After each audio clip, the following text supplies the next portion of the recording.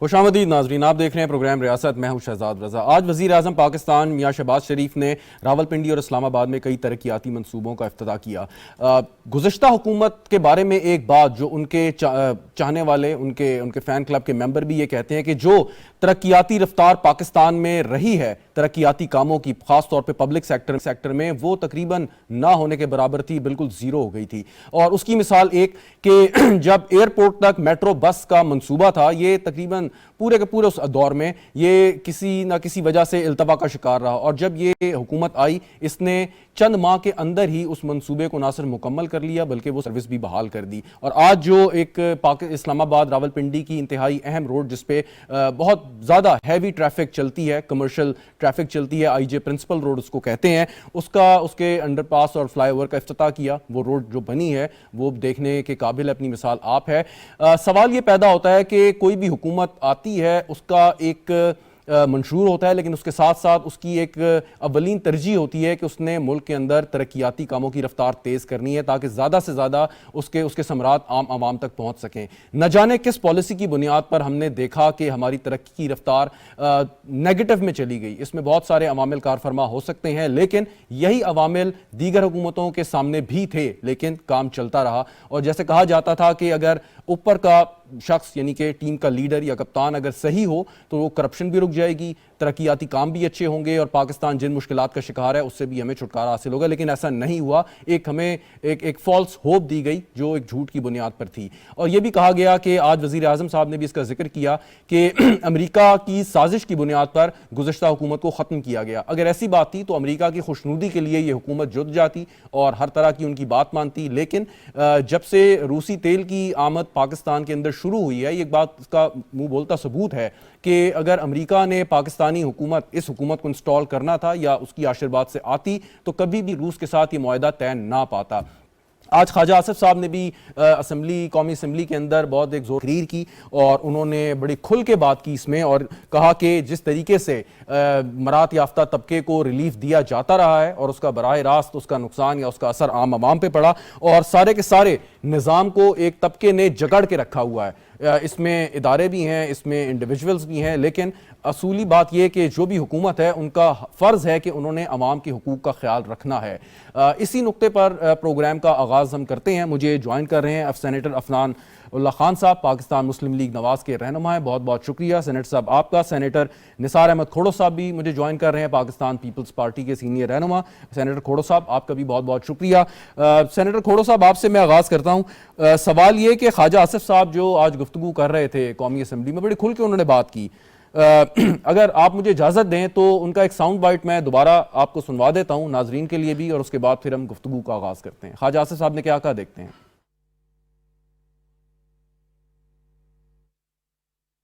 असलियत क्या है इमरान खान की, और वो जो बाहर लोग बैठे हुए हैं अंग्रेजी बोलने वाले, वो कहते हैं हम रेमिटेंस बंद कर देंगे।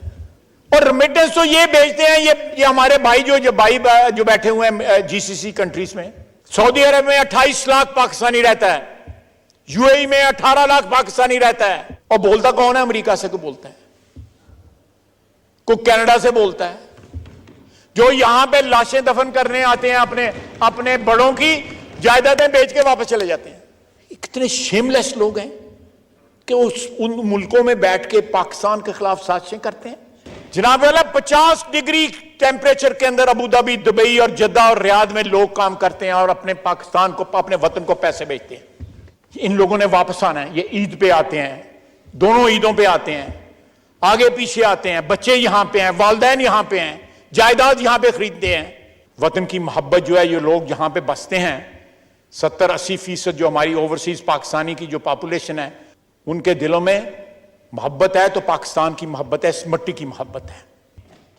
जी निसार खोड़ो साहब, ये आपने बात सुनी और मैं 2-3 आपके जुमले और आपकी नजर करता हूं जो आज उन्होंने फैक्ट्स एंड फिगर दिए ख्वाजा आसिफ साहब ने। उन्होंने कहा 2 इदारों का कर्ज 1000 अरब से ज्यादा है, रियल स्टेट 500 अरब का टैक्स अदा नहीं करता, रिटेल शोबे में 2,880 रुपए 80 अरब रुपए की चोरी होती है, तंबाकू में 240 अरब रुपए की चोरी हो रही है। सारे निज़ाम को एक तबके ने जकड़ रखा है। अब ये गुफ्तगू कौमी असम्बली के फ्लोर पे वजीर दिफा कर रहे हैं, यानी कि जो हुक्मरान हैं या आप सब लोग, हमें मालूम है कि ये काम हो रहा है, तो इसको रोकने की जिम्मेदारी किस पे आयद होती है और सवाल किससे किया जाए और इसके लिए कितना अरसा आप समझते हैं दरकार है?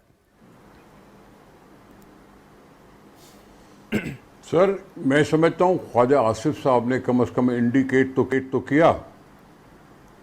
उसने खुल के बात असेंबली के फ्लोर पे तो की, और यही बेहतर फोरम है जहां बात की जा सकती है। मेरा सवाल ये होगा कि ये क्या इस साल हुआ है सिर्फ, या ये होता रहा है? अगर ये होता रहा है तो जिम्मेदारी तो सारे मुल्क के सारे सियासतदानों की और सारी हुकूमतों की आती है कि उन्होंने इस तरफ तवज्जो क्यों नहीं दी। पाकिस्तान की इकोनॉमी डॉक्यूमेंटेड क्यों नहीं है? जब ईरान की हो सकती है तो पाकिस्तान की क्यों नहीं हो सकती है? रही बात कि यहाँ हम अक्सर मरात याफ्ता तबके की बात करते हो और उनको तनकीद तो करते हैं हम अपनी जगह पे, लेकिन कई ऐसी हुकूमतें भी आई जिन्होंने एमनेस्टी स्कीम दे दी, जिनका भी फायदा बड़े बड़े लोगों को हुआ, गरीब लोगों को नहीं हुआ। एमनेस्टी स्कीम के बाद वो जो डॉलर आने थे वो भी नहीं आए इतने पूरे। तो मसला ये है कि इन पर तवज्जो देने की ज़रूरत है। ये हुकूमत अगर आखिरी 2 महीनों में नहीं कर सकती तो अगली हुकूमत पर लाज़िम हो जाता है कि उस पर कुछ करे।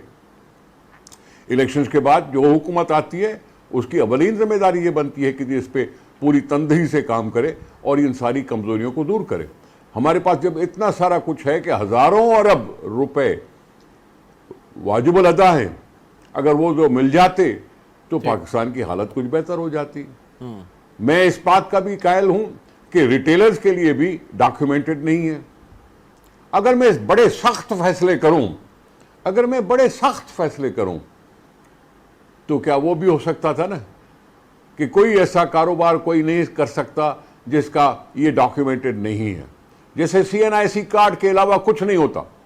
CNIC कार्ड हर एक को जरूरी हो कि वो रखे और अपनी शनाख्त करवाए और उस पर डॉक्यूमेंटेड हो। अब बैंक अकाउंट्स CNIC कार्ड पे चलते हैं। सारा बैंकिंग का सिस्टम ज़रा इम्प्रूव कर चुका है। सारी चीज़ें हैं जो आपको पता चल सकती हैं। आप इनडायरेक्ट टैक्सेस तो होते ही होते हैं, सबको लेना पड़ते हैं, सबको देना पड़ता है। डायरेक्ट टैक्सेस में हम पीछे क्यों जा रहे हैं? अब डायरेक्ट टैक्सेस किस पे लगेंगे?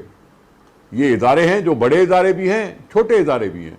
अगर पैसा लोगों ने से लेना है और पाकिस्तान की मईशत को बेहतर करना है तो फिर कोई सख्त फैसले आज नहीं तो कल लेने ही लेने पड़ेंगे। बिल्कुल ठीक। सेनेटर अफनान साहब, इसी मौजू पे अगर आपसे भी मैं एक सवाल कर लूं कि ख्वाजा आसिफ साहब कहते हैं कि पिछले 4 बरसों के दौरान एलीट क्लास को तहफ़्फ़ुज़ दिया जाता रहा, तो पिछले 1.5 या पौने 2 साल के दौरान क्या वो तहफ़्फ़ुज़ वापस हो गया? अब सवाल ये होगा, और आगे इलेक्शन में भी आपसे ये सवाल होगा कि आपने मुख्तसर अगरचा दौर में हुक्मरानी की है, लेकिन फिर भी आपने क्या इस चीज़ को रिवर्स करने के लिए कोई इक़दामात किए या नहीं? सेनेटर अफनान साहब।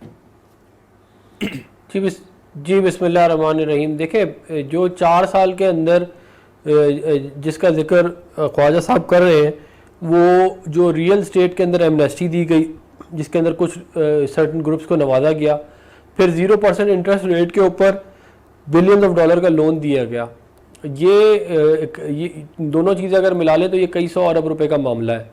तो ये जो है ज़ाहिर है ये उन सर्टन ग्रुप्स को जो इमरान खान साहब को वन वे और दी अदर सपोर्ट करते रहे हैं, उनको फ़ायदा पहुंचाने के लिए ये सारा कुछ किया गया।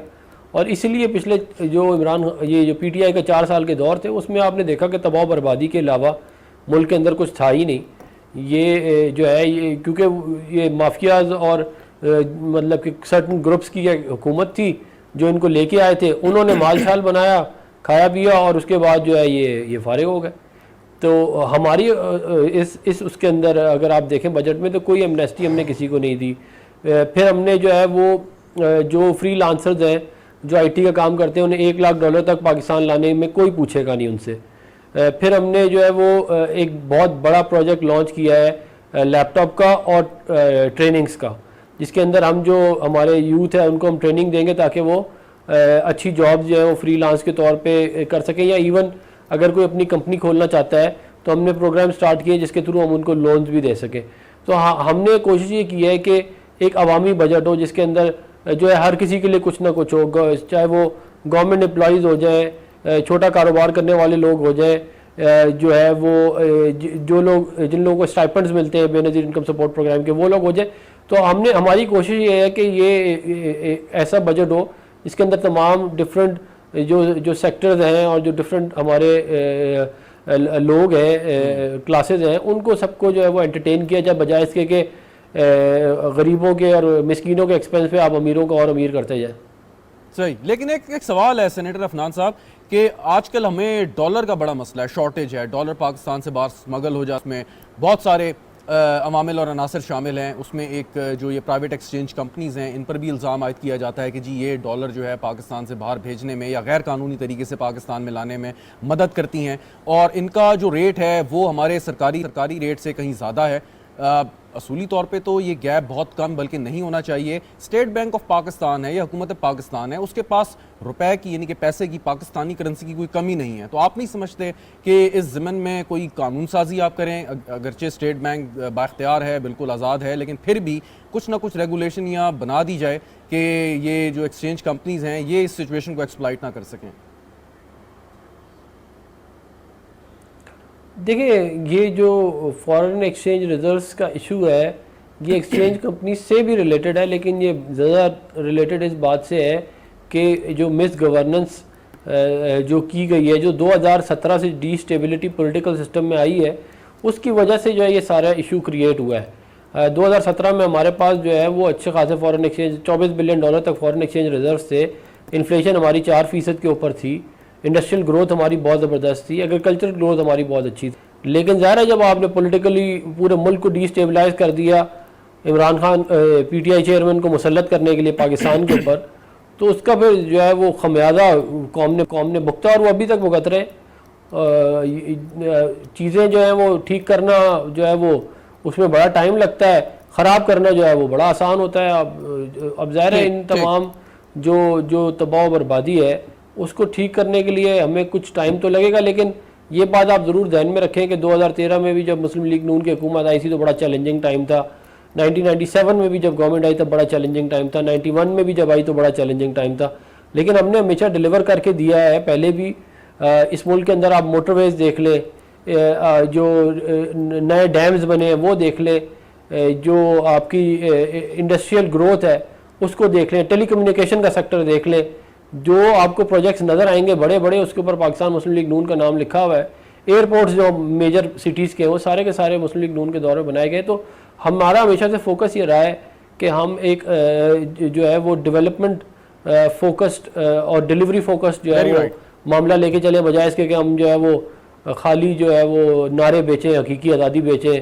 मतलब कि यहाँ जो इस तरह के मामला जो है वो लोगों के पेट तो भरेंगे नहीं उससे, लेकिन कुछ लोगों को ये चीज़ें पसंद है, क्योंकि वो जो कुछ तबका जो था जिसको बड़ा फ़ायदा हुआ, जिन्होंने अरबों रुपए बनाए, तो ज़ाहिर है वो अभी भी वो ये चूरन अवाम को बेचना चाहते हैं, लेकिन ज़ाहिर है ये इसका मुल्क का कोई फ़ायदा नहीं है। Very right. सेनेटर खोड़ो साहब, अब सवाल ये कि 2008 से 13 तक पीपल्स पार्टी की हुकूमत थी, आपने बहुत से काम किए, कॉन्स्टिट्यूशनल रिफॉर्म्स आए, इस्लाहात आप लोगों ने इंट्रोड्यूस कराई, तो बाय द टाइम आप इलेक्शन में गए तो बहुत कुछ अवाम को दिखाने के लिए आपके पास था, यानी कि कारकर्दगी। Same is the case with PMLN government, जब गवर्नमेंट आई और उसके बाद 18 में इंतखाबात हुए, रिजल्ट कुछ भी आया, कैसे आया वो एक अलग बहस है।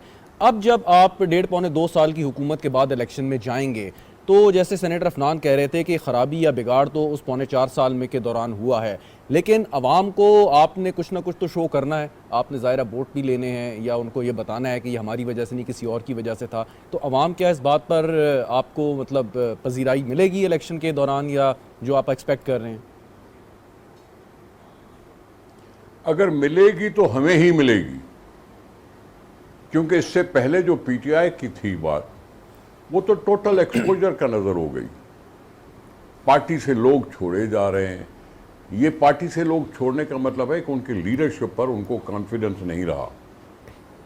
नहीं तो पॉलिटिकल वर्कर ऐसी जल्दी इतनी पार्टी को छोड़ के भागता नहीं है। अगर वो सच पर है, अगर वो सीधी सीधी बात पे है, तो तकलीफ भी बर्दाश्त कर लेता है। क्या दूसरी पार्टियों ने तकलीफ बर्दाश्त नहीं की? क्या 11-11 साल अफसर जरदारी ने जेल नहीं काटी? क्या वो पार्टी को छोड़ गया? क्या फरियाल साहबा को ईद की रात को उठा के गिरफ्तार करने के बाद उसको क्या सियासत से सुबकदोश हो गई, रिटायर हो गई? हमारे पता नहीं कितने वर्कर थे जो जेलों में जाके फ़ख्र महसूस करते थे। ये जो इमरान खान की पार्टी है, इसने तो अपनी लीडरशिप पर अदम एतमाद किया, जब वो वजीर आजम था तब भी और जब वजीर आजम नहीं रहा तब भी। उनकी पार्टी 2 हिस्सों में 3 हिस्सों में बट चुकी है। बटने के बाद स्प्लिंटर ग्रुप्स बन रहे हैं। अल्लाह करे वो कुछ ना कुछ कर लें, जो कुछ करें। लेकिन मैं जो बात कर रहा हूँ कि ये सारा टोटल इमरान का जो किया धरा है, जो उसने सियासी अदम इस्तेहकाम पैदा करने की जानबूझकर कोशिश की। पहले कौमी असम्बली से इस्तीफे दिए, फिर पंजाब असम्बली को उसने डिज़ोल्व किया, फिर केपी असम्बली को डिज़ोल्व किया, फिर असम्बली में वापस आने के लिए दरख्वास्तें दे दी कोर्टों के बाद कि मैं वापस जाना चाहता हूँ ज़ाती गर्द मकासद के लिए, कि जी मैं अंदर जाऊँगा, लीडर अपोजिशन बनूँगा और उसके बाद प्राइम मिनिस्टर के लिए मुझसे मशवरा किया जाएगा, केयर टेकर प्राइम मिनिस्टर के लिए मशवरा किया जाएगा। ये वो सारी बातें। और सियासत में इमरान खान साहब ने अपनी पार्टी तो छोड़ो, मुल्क की सियासत को डिग्रेड करने की कोशिश की है। अवाम पर भरोसा करने की बजाय इस्टेब्लिशमेंट से बात करने की जब वो बात करता है तो अपने सियासत को खुद डिग्रेड कर रहा है। डिग्रेड कि जी अवाम तो कोई माना नहीं रखते, इस्टेब्लिशमेंट ही है जो कुछ आगे कर सकती है। ये सारी चीज़ें जो हैं वो इमरान की नेगेटिव पॉइंट्स हैं। हमारी डेमोक्रेसी पे चलना, हमारी कोशिश करना, हमारी बेहतरी और एक मुल्क में ठहराव पैदा करने की कोशिश करना, हमारी ये भी नुक्ता नज़र और नैरेटिव अवाम जानते हैं। अवाम की वो जो खुलबुली थी अब ख़त्म हो गई है। खुलबुली में जो बेराह रवी हो रही थी वो थम गई है। ये थमने का टाइम था। ये सियासी इस्तेहकाम का नाम है। ये सियासी इस्तेहकाम ही तुम्हें आगे बढ़ा सकेगा, मुझे बढ़ा सकेगा, पाकिस्तान को बढ़ा सकेगा। ठीक ठीक। मैं इसलिए कहता हूँ कि हमारे पास बहुत मवाद है। हाँ, एक सवाल है खोड़ो साहब, अफनान साहब आप इस पे इज़ार ख्याल कीजिएगा कि आप पाकिस्तान पीपल्स पार्टी के नज़रियाती कारकुन हैं, लीडर हैं। अफनान साहब भी, मुस्लिम लीग नवाज़, इनके मरहूम वालिद साहब भी। सवाल ये है कि ये लोग आए पाकिस्तान तहरीक इंसाफ में कैसे आए और कैसे निकले, आपने खुद सही कहा कि जब मुश्किल वक्त सियासी जमातों पे आता है तो उसके कारकुनान, उसके लीडरान साथ खड़े होते हैं। तो जिन लोगों का कोई नज़रिया नहीं है, वो सिर्फ सियासत में शायद अपने ज़ाती फ़ायदे के लिए आते हैं और देखते हैं कि कौन सी जमात या किस प्लेटफॉर्म से उन्हें ज़्यादा फ़ायदा मिल सकता है। ऐसे लोगों की पजीराई आप समझते हैं होनी चाहिए अगर वो वापस आपकी जमात में वापस आना चाहें या किसी दूसरी जमात में रहते हुए आपसे कोई सियासी मदद हासिल करना चाहें? खोड़ो साहब पहले आपसे। बात ये नहीं है कि वो किसी पार्टी में जाना चाहते हैं तो जा सकते हैं या नहीं जा सकते। मैं कह रहा हूँ इमरान खान ने इस मुल्क में तब्दीली के नाम पर मुल्क पर धब्बा लगा दिया। तब्दीली कोई नहीं आई। ये खोखले नारे।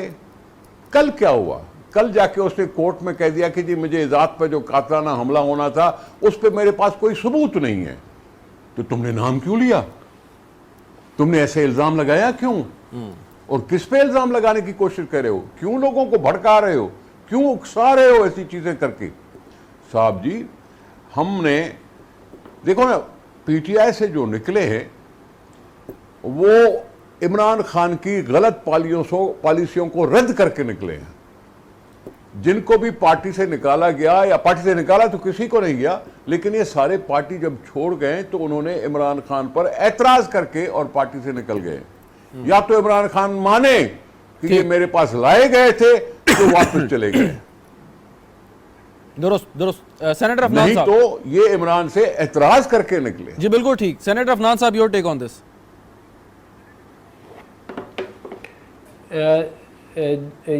माई टेक ऑन क्वेश्चन आप रिपीट कर दें। जी, मैंने बात ये की कि ये जो लोग तहरीक इंसाफ छोड़ के गए या ये जैसे शामिल हुए, ये कोई नज़रियाती लोग हमें बाज़ाहिर नज़र नहीं आते। अब शायद वो नून लीग में भी आने की कोशिश करें, एक नई जमात भी उन्होंने तख्लीक कर ली है, पाकिस्तान पीपल्स पार्टी से भी यकीनन राब्ते होंगे। तो क्या जो नज़रियाती लोग नहीं हैं, क्या आप समझते हैं उनकी कोई गुंजाइश होनी चाहिए सियासत में कि वो सिर्फ अपने ज़ाती फ़ायदे के लिए सियासत को इस्तेमाल करते रहे हैं हमेशा से? देखिए, बात जो है वो असूली तौर पे तो यही है कि सियासत जो है वो आप अवामी फलाह बहबूद के लिए या किसी और आइडियोलॉजी के लिए आप करते हैं। आप ये सियासत जो है वो ज़ाहिर अगर अपनी ज़ात के लिए कर रहे हैं तो वो जो है वो ठीक नहीं है। और जो इस तरह के लोग होते हैं जो अपने ज़ाती मुफादात या पैसे के लिए, करप्शन के लिए काम करते हैं, वो जो है वो उनकी सियासत में जगह बतदरीज कम हो रही है और आने वाले दिनों में मैं ये समझता हूँ कि मज़ीद और कम होगी। और असूली तौर पे जो है वो आइडियोलॉजिकल वर्कर्स चाहे किसी भी पार्टी के हों, उन्हीं को ही ज़्यादा एंटरटेन करना चाहिए बजाय इसके कि आप लोटों को करें। मगर ये बात जो है ज़रूर जहन में रखें कि कुछ ऐसी हलके भी मौजूद हैं, कुछ ऐसी जगहें भी हैं पाकिस्तान में जहाँ पे इंडिविजुअल का वोट जो है वो मैटर ज़्यादा करता है पार्टी के वोट से भी। तो वो ज़ाहिर है वो फिर उन लोगों को ये बात मालूम होती है कि भाई हम जीत जाएंगे, तो फिर ज़ाहिर है वो अपनी पोजीशन में बार्गेन करते हैं कि उन्हें ज़्यादा कौन बेहतर डील देगा। तो ये हालांकि ये नहीं होना चाहिए, लेकिन मैं ये आपको यकीन दिलाऊं कि ये 90s की अगर आप पॉलिटिक्स को उठा के देखें और अभी की देखें तो ये मामला बहुत कम हो गया। और इसकी वजह जो है वो 18वीं तरमीम भी है जिसमें पाकिस्तानी कानून आइन में तब्दीली लाई गई ऐसी जिसकी वजह फ्लोर क्रॉसिंग बहुत मुश्किल हो गई। तो लेकिन अभी भी मज़ीद इसके अंदर बेहतरी की गुंजाइश है और मेरा ख्याल है आने वाले वक्तों में इन लोगों की जगह और कम हो जाएगी। बिल्कुल ठीक। निसार खोड़ो साहब, अब आगे देखिए, मैं कुछ अर्ज करना चाहता हूँ। मैं कुछ अर्ज करना चाहता हूँ। जी बताइए। देखिए, आप अगर नजर डालें तो मुझे लगता है कि सिंध वाहिद सूबा है जहां आजाद अरकान नहीं जीतते, आजाद उम्मीदवार कोई नहीं जीतता, किसी न किसी पार्टी के साथ मुंसलिक होकर फिर इलेक्शन लड़ता है। लेकिन पंजाब में 40-50 आज़ाद एमएनएज आ जाते हैं, एमपीएज आ जाते हैं। ये आज़ाद का मतलब क्या है कि वो अपने ज़ाती असर रसूख पे खड़े हो जाते हैं, उनको किसी पार्टी की परवाह नहीं होती, वो खड़े होकर पार्टियों को हरवा के अपने आप को ले आते हैं। ये सिर्फ पंजाब में होता है और बलूचिस्तान में भी होता है और केपी में होता है, सवाए सिर्फ सिंध के। अच्छा खासा ये बात चल रही थी 2 पार्टी सिस्टम यहाँ पाकिस्तान में, 2 पार्टी सिस्टम अच्छी खासी चल रही थी। भौचाल जानबूझकर पैदा किया गया। ये हाइब्रिड सियासतदान को पैदा करने की कोशिश करते हुए लोगों को भी इसका मौका मिला कि जी हम आज़ाद तौर पे खड़े होते हैं, फिर हमारी मर्जी हम किसके साथ भी हो जाएं, किसके साथ ना हो जाएं। मैं समझता हूं कि ये ठहराव पैदा करने की ज़रूरत है। ये 2 पार्टी सिस्टम पाकिस्तान की मुस्तकबिल में बेहतरी ला सकता है, अमेरिका में बेहतरी ला सकता है, इंग्लैंड में बेहतरी ला सकता है, इंडिया में बेहतरी ला सकता है, तो पाकिस्तान में क्यों नहीं? बांग्लादेश में ला सकता है तो पाकिस्तान में क्यों नहीं?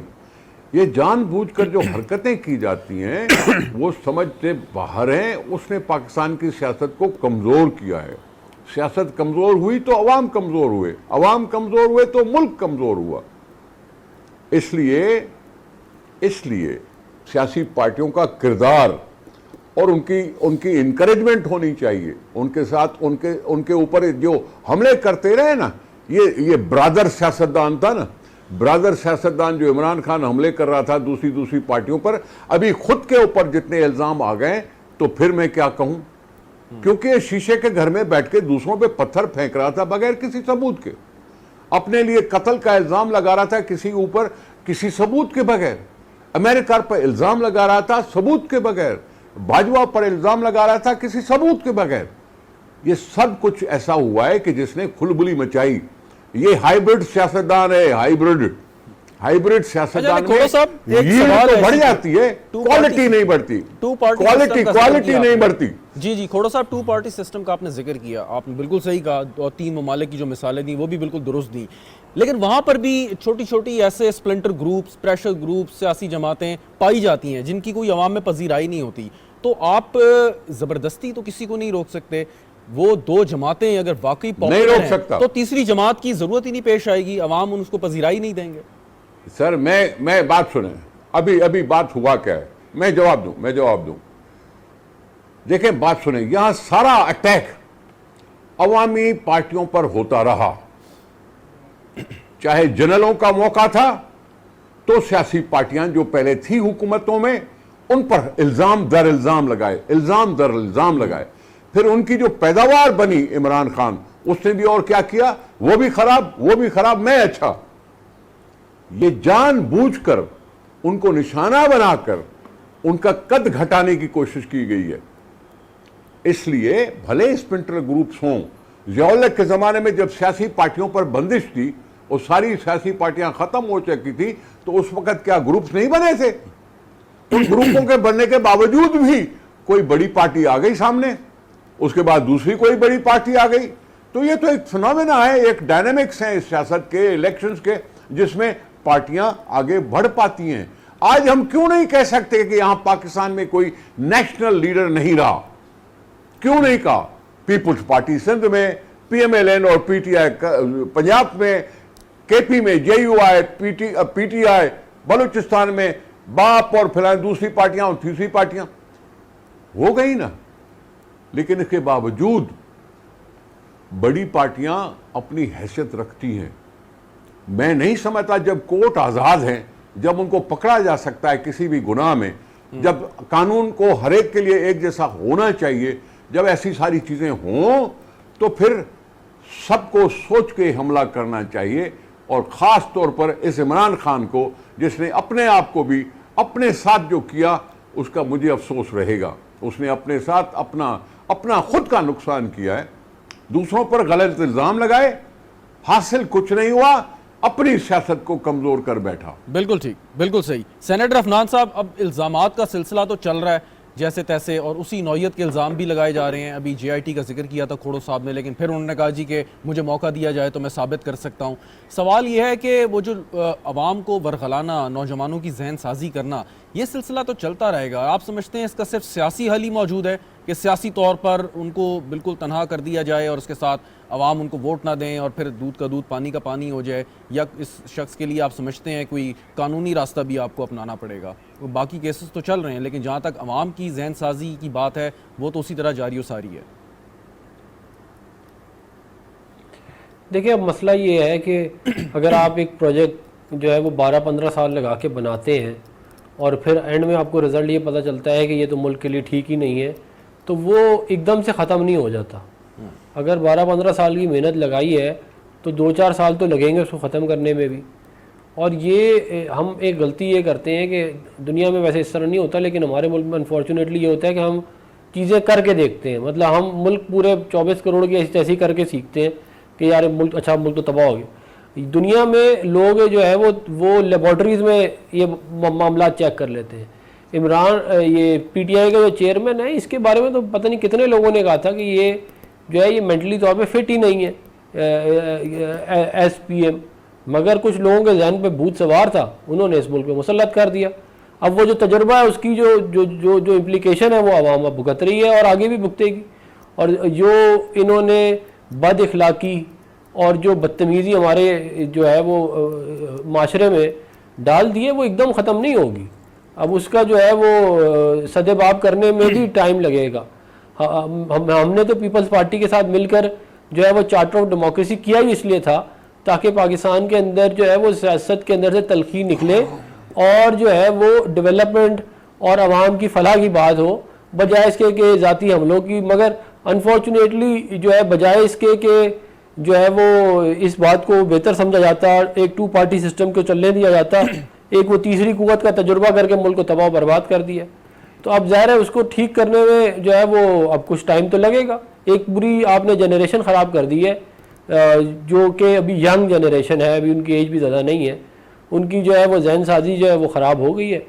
अब वो जो उन्हें गालियाँ सिखाई गई हैं, जो बदज़बानी बद इखलाकी सिखाई गई है, उसका असर तो माशरे में रहेगा अनफॉर्चुनेटली। जब एक सवाल ज़रूरी है यहाँ पे सेनेटर अफनान साहब, आप खुद भी यंग हैं, मतलब आप सियासत भी कर रहे हैं।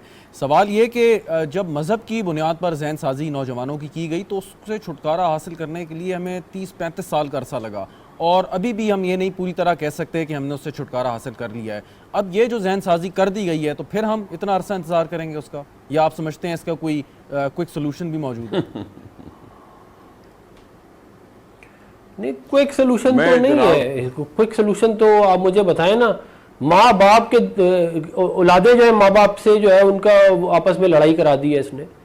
जो है ऐसी गंदी नस्ल जो ये बड़े छोटे की तमीज़ ख़त्म करके रख दी है। हमारे माशरों में तो बड़ों के आगे लोग नहीं बोलते थे, चाहे वो सही बोले गलत बोले, दुरुस्त। मगर आपने एक लुच्चे लफंगे को ला के इस मुल्क में मुसल्लत किया है तो उसकी ज़ाहिर है कुछ टाइम तो लगेगा जी, बिल्कुल। ओवरनाइट तो ये बदतमीजियां जो है यकीनन। खोड़ो साहब, आप कुछ ऐड करना चाह रहे हैं? ये अनफॉर्चुनेटली ऐसे ही है। वेरी राइट सर, खोड़ो साहब। जी, मैं गुजारिश करूं सर कि कोई कानूनी कार्रवाई करने से किसी का ख़त्म हुआ नहीं जाता। ये अवाम के हाथों से ही अगर किसी को जवाब दिया जाए कि तुम हमें पसंद नहीं हो, वही बेहतर चीज़ है। पाकिस्तान में सियासत का और आइन का मौजू है जिसमें राइट ऑफ एसोसिएशन लिखा हुआ है। राइट ऑफ एसोसिएशन का मतलब कि पार्टी बनाने का कानून और अवाम का आइनी हक मौजूद है, उसको ख़त्म नहीं करना चाहिए। किसी सियासी पार्टी को बैन करने से काम नहीं बनता, ये बैन करने की बात नहीं है, लेकिन टोटल एक्सपोजर हो सकता है। सही, एक्सपोजर अवाम के दिल में एक असर करता है, असर करने के बाद उसका कोई जवाब आता है। आखिरी फैसला न सुप्रीम कोर्ट के पास है न किसी और एस्टेब्लिशमेंट के पास है, आखिरी फैसला अवाम का होता है। बिल्कुल सही आपने फरमाया निसार खोड़ो साहब, आखिरी फैसला यकीनन अवाम का होता है और होना भी चाहिए। बहुत बहुत शुक्रिया आपका हमारे साथ मौजूद जनरेटर अफनानुल्लाह खान साहब, आपका भी बहुत शुक्रिया। नाजरीन, वक्फा लेते हैं, वक्फे के बाद जब वापस आएंगे तो बात करेंगे कुछ ओवरसीज पाकिस्तानियों की और पाकिस्तान की सियासत में जो उनकी दिलचस्पी है उस हवाले से। हमारे साथ रहिएगा।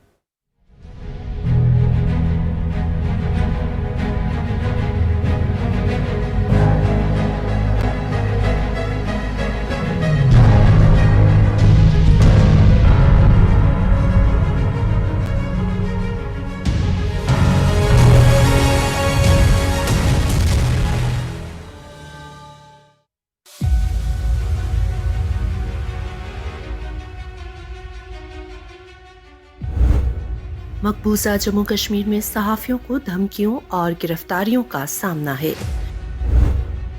मोदी हुकूमत ने कई कश्मीरी सहाफियों को झूठे इल्जामात में गिरफ्तार किया है।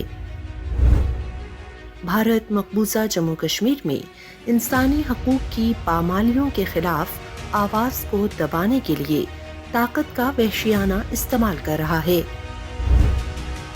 फहद शाह, आसिफ सुल्तान और सज्जाद गुल समेत कई सहाफियों को भारतीय मजालिम के खिलाफ आवाज बुलंद करने पर गिरफ्तार किया गया है।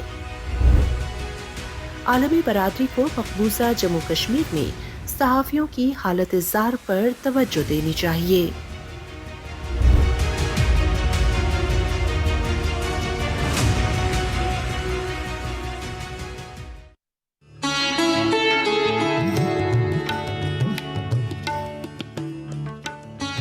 तेरी खुदी में अगर इनकलाब हो पैदा, अजब नहीं है कि ये चार सू बदल जाए।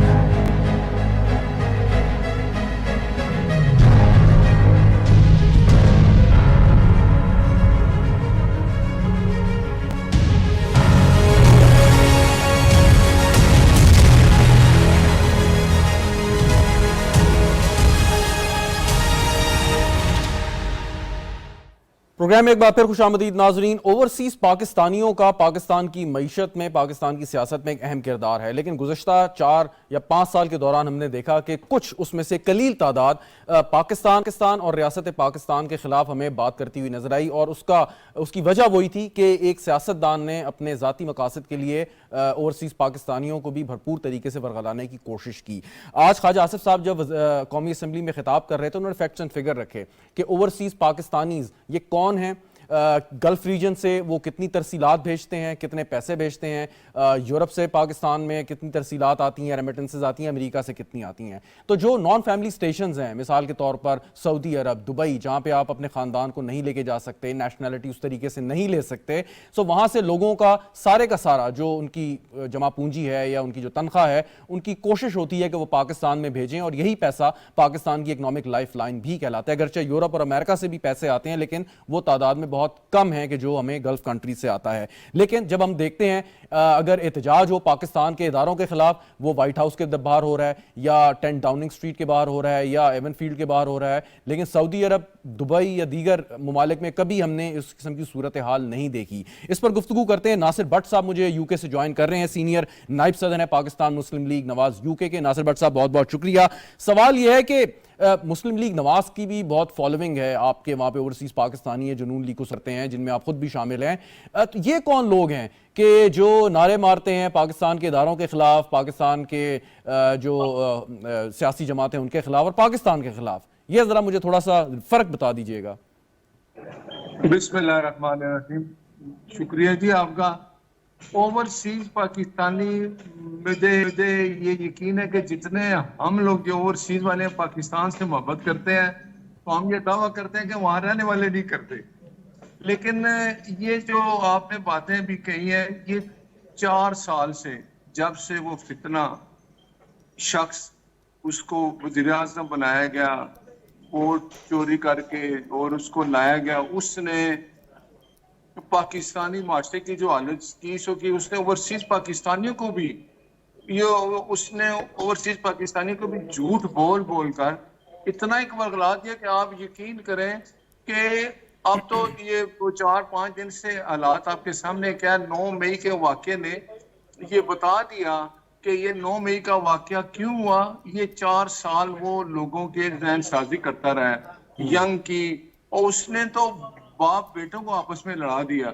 और हम ओवरसीज वाले हमेशा आप सुनेंगे कभी भी इस तरह की बात नहीं की। वो तो जितना प्यार मोहब्बत हम अपने मुल्क से करते हैं, हम यहाँ बैठे होते हैं, दूसरे मुल्कों के लोग बैठे होते हैं, तो हम बड़े फख्र से कहते थे कि हम पाकिस्तान। अच्छा, मैं एक दो नाम ले देता हूँ नासिर भट्ट साहब, एक दो नाम ले देता हूँ। साहबजादा चीकू जहांगीर हैं, वो भी एक ओवरसीज पाकिस्तानी हैं। वो जो बात करते हैं, जो उनकी हिकमत अमली या पॉलिसियाँ हैं, या अब्दुल्ला रियाड़ साहब हैं अमेरिका में, वो जिस तरह से लॉबिंग कर रहे हैं, तो मतलब बहुत से लोग हैं कि जो उनके नज़रिए को मान रहे हैं, बाय कर रहे हैं, और रियासत के खिलाफ और पाकिस्तान के खिलाफ लगे हुए हैं।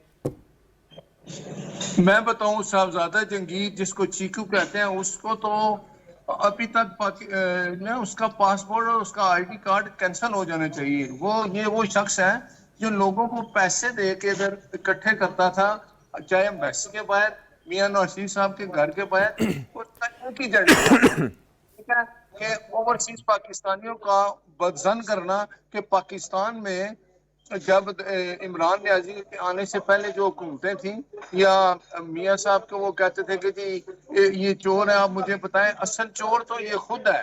9 मई के वाक़े के बाद पता चल गया। और मैं अभी भी रिक्वेस्ट करूंगा कि जैसे वो राजा आदिल एक था यूट्यूब पे, वो हमेशा ही पाकिस्तान के खिलाफ, इदारों के खिलाफ बोलता था, उसको 2 दिन पुलिस ने अपने पास रखा। अभी उसके वकील ने कंफर्म किया कि वो उसकी जमानत पुलिस ने ली है। ये एक मामूल है यहाँ, लेकिन उसके ऊपर जो उसको गिरफ्तार किया गया एंटी टेररिस्ट एक्ट के तहत, वो उसके लिए मैं बताऊं आज ये उसका बचना मुश्किल है। उसके गिरफ्तार होने से और बाकी जो उसके लेफ्ट राइट के लोग थे ना, अब वो भी गायब हो जाएंगे। और ये आप दुरुस्त खबर आपने शेयर की, लेकिन ये इंडिविजुअल शायद इतना मैटर ना करें। सवाल ये है कि तहरीक इंसाफ के सरबरा ने ओवरसीज पाकिस्तानियों को भी बरगलाने की कोशिश की, ये सब जानते हैं, और उनसे ये कहा कि जी रेमिटेंसेस ना भेजें, पाकिस्तान में डॉलर पाउंड ना भेजें, ताकि हुकूमत जो है वो मफलूज हो जाए। तो ओवरसीज पाकिस्तानियों ने क्या इसका कोई असर लिया या नहीं? नहीं, मैं कहता हूँ कि देखें, ये उसमें कोई शक नहीं कि उसने इतने कि झूठ बोले हैं, झूठ बोल के कि उसने लोगों को वर्गलाने की कोशिश की है। लेकिन अब मुझे ये यकीन है लोग समझ गए हैं। अब तो लोग माफिया मांग रहे हैं। वो जो पीटीआई के झंडे उठाते थे, अब उन्होंने पीटीआई का झंडा का नाम लेना छोड़ दिया। उनको पता चल गया कि ये फितना शख्स है, ये एक बेईमान बदमाश, ये एक ऐसा शख्स था जिसका नाम इमरान नियाजी था, इसको आप देखें, इसकी आप हिस्ट्री देख लें, उसने हमेशा लोगों की जेबों से पैसा निकाला। और वो ये देखिए, ये अभी उसके खिलाफ ये जो केसेस है, मुझे तो यकीन है कि बहुत जल्द ये जेल में होगा। अभी तक ये पता नहीं बाहर क्यों है। इमरान नियाजी को ये 9 मई के वाकये में भी सजा मिलनी चाहिए। असल जिम्मेदार तो ये है, बाकी लोग तो हैं ही हैं। लेकिन मैं अपने पाकिस्तानी हुकूमत से ये रिक्वेस्ट करूंगा कि इमरान नियाजी जितनी जल्दी हो सके इसको अरेस्ट किया जाए।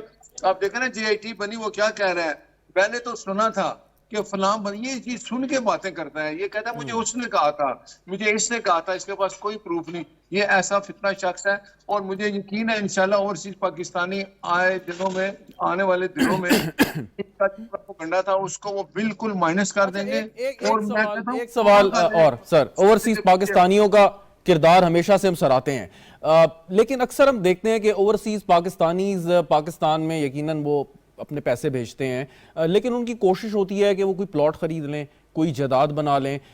रुझान नहीं है कि पाकिस्तान के अंदर वो कारोबार करें उसी तरीके से जैसे वो यूरोप में, अमेरिका में या दीगर ममालिक में कर रहे हैं। आप भी एक अरसा दराज से UK में मुकीम हैं, तो ये रुझान क्यों नहीं है कि वो ऐसे यहाँ पे प्रोजेक्ट्स में इंटरेस्टेड क्यों नहीं होते कि जिससे रोजगार भी बढ़े, मईशत का पहिया भी चले?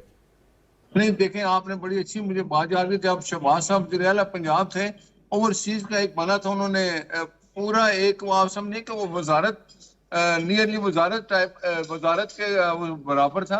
उसमें ओवरसीज पाकिस्तानियों की हेल्प होती थी। उनके किसी प्लाट पे कब्जा होना तो फौरन उसके फैसले होते थे। यहाँ बैसी में भी हम उनकी शिकायत जो दर्ज होती थी फौरन उस पर अमल होता था। और मुझे यकीन है कि आइंदा भी इसी तरह होगा। ओवरसीज पाकिस्तानी खुश होते हैं। देखें, यहाँ लोग आते हैं जो अगर पाकिस्तान में जब कोई आपको पता है कोई बनते हैं ना घर या प्लाट या ओवरसीज के लिए ये बनाते हैं घर शहर, तो उसके लिए यहाँ आके वो बाकायदा एक प्रोग्राम होता था लंदन में। लोग, कोई अमेरिका से आ रहा है, कोई कहाँ से आ रहा है, लोग इंटरेस्ट लेते थे, खरीदते थे प्रॉपर्टियां पाकिस्तान में। अब वो रुझान जो था पहले भी था, लेकिन इसके आने की वजह से 4 साल में जो इसने पाकिस्तानी अवाम का ओवरसीज का बदजन किया, शुक्र है कि ये अपने अंजाम को पहुंच गया। वरना अगर और ये बैठा रहता तो इसने ओवरसीज पाकिस्तानियों को इतना एक झूठ बोल बोल के इसने ना उनके दिल माइल कर दिए थे कि शायद पाकिस्तान में हमारी कोई कदर नहीं है। मैं आज भी ये बहुत खुशी से कहता हूँ, और मुझे आप लोग मिलते हैं हमें ओवरसीज, वो कहते हैं शुक्र है कि ये फितना चला गया। यही से एक सवाल और सर, वक्त बचा लूं जरा, एक सवाल और कि पाकिस्तान पीपल्स पार्टी और मुस्लिम लीग नवाज के माबैन जब सख्त सियासी मुखालफत थी, उसमें उस वक्त भी UK में, अमेरिका, दीगर ममालिक में पीपल्स पार्टी के भी चाहने वाले थे, नून लीग के भी चाहने वाले थे। लेकिन ये सूरत हाल जो 4 साल के दौरान आई कि बदतमीजियाँ, वॉल चॉकिंग, एम्बुश कर देना, खड़े हो जाना, गालियां देना, ये हमने नहीं देखी। तो ये जो ब्रीड पैदा हुई, ये कौन कौन लोग हैं? मतलब इनसे ये क्या है? इनका कोई सोशल बाइकआउट करना चाहिए, क्या करना चाहिए? आपने बहुत अच्छा सवाल किया। ये जो PTI थी ना, ये कोई सियासी जमात नहीं थी, ठीक है। ये इधर उधर से देखे ना, अब किधर गए वो। एक दिन में 6-6 बंदे, 15-15 बंदे अनाउंस कर रहे हैं जी हम इमरान से अलहदा हो रहे हैं, हमारा कोई वास्ता नहीं PTI का। मुश्किलें हम पे भी आई, मुस्लिम लीग नून पे भी आई, पीपल्स पार्टी पे भी आई, सारा कुछ हुआ, लेकिन उन्होंने सब्र किया। लेकिन मेरा कायद मियां नवाज शरीफ, मैं उनको 2 हाथों से सलाम करता हूँ। वो इधर 4 साल बैठे, कभी उन्होंने इदारों के बारे में कोई बात नहीं की, खामोश रहे। इस बंदे ने तो 3 दिन बाद शुरू कर दिया कि बाजवा ऐसा है, उसने मुझे ये कहा, फैज ने मुझे ये कहा। तो ये शख्स अपने अंजाम को पहुंचेगा। और मैं बताऊं कि अब इंशाल्लाह ताला, आप ये कहते हैं ओवरसीज पाकिस्तानियों के जो इसने दिमागों में ये चीजें डाल दी थी ना झूठ बोल बोल के, अब उनको भी थोड़ा आराम आ गया। और मुझे यकीन है कि आने वाले दिनों में, जैसे पहले हम मुस्लिम लीग या पीपल्स पार्टी आपस में सियासत होते हैं, लेकिन हम इंशाल्लाह पहले से ज्यादा प्यार मोहब्बत अपने मुल्क से करते हैं। हमारी ख्वाहिश होती है। One last thing, Nasir Bhat साहब, आपने अपने कायद का नाम लिया, मियां साहब वापस कब आ रहे हैं? इंशाल्लाह इलेक्शन मियां साहब ईद के बाद, मैं आपको बता दूं, अभी ईद के बाद इंशाल्लाह मियां नवाज शरीफ पाकिस्तान में होंगे और इलेक्शन जो होगा उसकी लीड वही करेंगे, मुस्लिम लीग नून। जिस दिन मियां नवाज शरीफ पाकिस्तान में आएंगे आपको सिनेरियो भी चेंज होता हुआ नजर आएगा।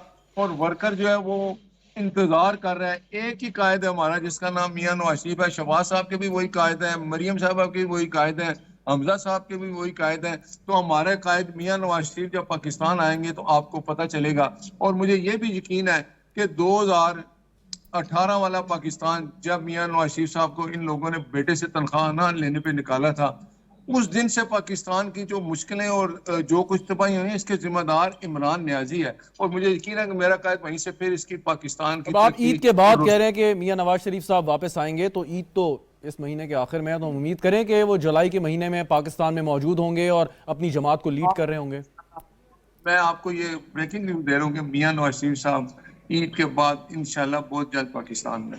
बहुत बहुत शुक्रिया नासिर भट्ट साहब, सीनियर नायब सदर पाकिस्तान मुस्लिम लीग नून यूके हमारे साथ मौजूद थे और जाते जाते वो ब्रेकिंग न्यूज़ ये देके गए कि मियां नवाज शरीफ साहब ईद के फ़ौरन बाद पाकिस्तान वापस तशरीफ़ ले आएंगे और अपनी जमात को लीड करेंगे और उसके बाद यकीनन एक इलेक्शन का माहौल मुल्क में पूरे पैदा हो जाएगा। और अच्छी बात कि एक सियासी अमल चलना चाहिए और जो लोग रियासत पाकिस्तान के ख़िलाफ़ कार्रवाइयाँ करते रहे हैं या कोई उनकी ऐसी हिकमत अमली है, सो अच्छा है कि वो इस सियासी अमल के नतीजे में बिल्कुल ही फिजल आउट हो जाए। हमारी भी यही उम्मीद है कि जो भी पाकिस्तान में हुक्मरान आए वो मुहिब वतन हो और रियासत पाकिस्तान और अवाम, पाकिस्तान के अवाम का ख़ास तौर पर ख़ास ख्याल रखे। प्रोग्राम देखने का शुक्रिया, इजाज़त दीजिए, खुदा हाफिज़।